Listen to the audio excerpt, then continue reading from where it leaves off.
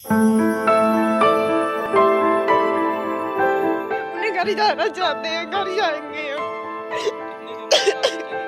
8 दिन हो गए पैदल चलते हुए, बच्चों को पैदल चला रहा, खुद भी पैदल चल रहे हैं। चलते चलते पैरों में छाले पड़ गए, कब तक चले। पुलिस वाले मिल जाते हैं, डंडे मारते, बच्ची बीमार पड़ गई है चलते चलते सत्तों में। अब हम घर जाना चाहते हैं, हमें इतनी सुविधा कर दो, हम घर पहुंच जाए।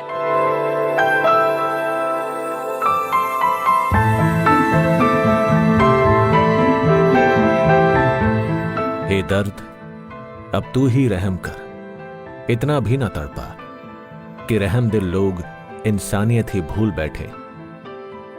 पिछले 8 दिनों से लगातार पैदल चलते चलते सिसकियां भी अब होठों तक आकर कांपने लगी हैं। पैरों में इतने छाले पड़े हैं कि कदम जमीन पर रखते ही लड़खड़ा जाते हैं। आंखों में आंसू भी सूखने को हैं। हे सरकार, हे मालिक, इन गरीबों में अब तो जिंदगी जीने की जरा सी हिम्मत बाकी है, कहीं वो भी टूट ना जाए।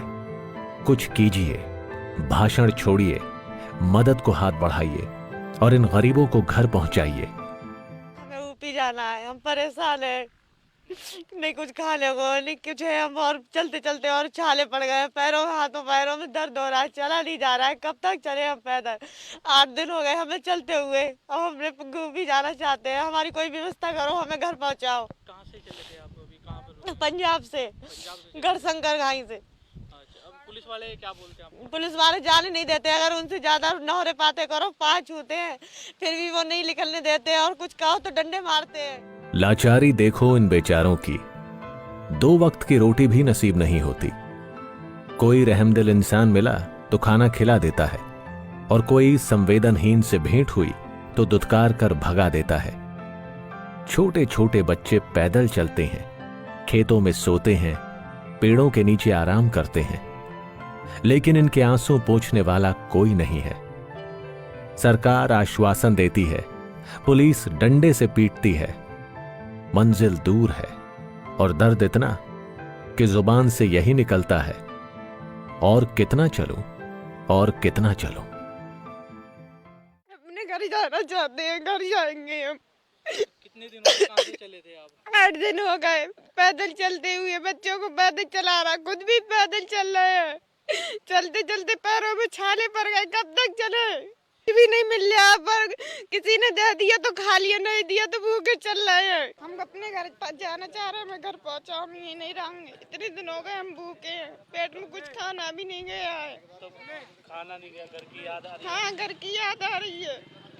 कौन कौन है घर में? हमारे डैडी है, माँ, हमारे भाई हैं, बहन है छोटी छोटी, हम यहाँ फंसे हैं। और कब से चले वहाँ से? 8 दिन हो गए हमें। तो खाना खाया आपने? खाना कोई दे देता तो खा लेते, नहीं देता तो नहीं खाते।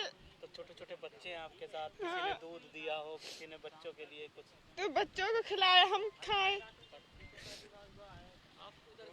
बच्चों के लिए किसी ने इंतजाम किया? किया, कुछ बंदो ऐसे अच्छे हैं, उन्होंने दे दिए, बहुत से ने नहीं दिया, दुत्कार दिए, जाओ यहाँ से। कोरोना का कहर और लॉकडाउन की मार झेल रहे देश के लिए मोदी सरकार ने 20 लाख करोड़ का आर्थिक पैकेज दिया है, मगर उसमें घर के लिए निकले प्रवासियों के लिए कोई जगह नहीं है। सरकारें दावा करती हैं कि मजदूरों की हर संभव मदद की जा रही है, धीरे धीरे उन्हें घर पहुंचाया जा रहा है, लेकिन ये तस्वीरें कहती हैं कि सरकार की कथनी और करनी में बहुत बड़ा फर्क है।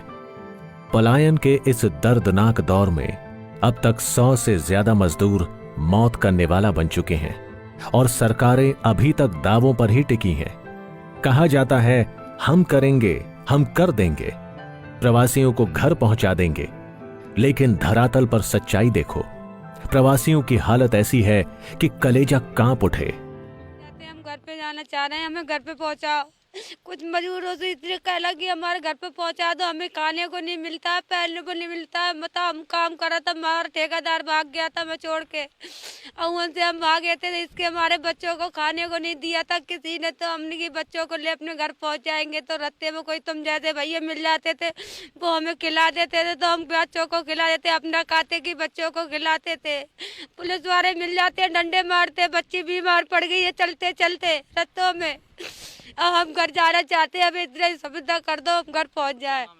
साना ऊपी जाना है। सरकारों में बैठे सत्तासीन लोग और प्रशासन की बागडोर संभाल रहे अधिकारी ये क्यों नहीं सोचते कि मजदूर भी उनकी तरह ही हाड़ मांस के बने हुए हैं, इन्हें भी भूख लगती है और दर्द भी होता है।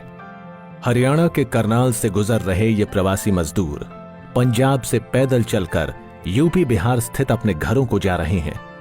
वोट इन्होंने भी दिया था, सत्ता बनाने में इनका भी हाथ है, मगर इन मुश्किल दौर में कहीं ना कहीं सत्तासीन लोगों ने इन्हें तन्हा छोड़ दिया है।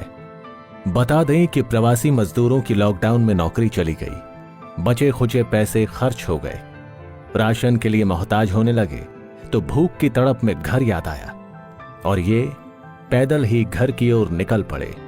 8 दिनों से पैदल चलकर थक चुके हैं, अब कौन पहुंचाएगा घर। जहां मौका मिलता है वहीं गुहार लगाते हैं, मगर सुनता कोई नहीं।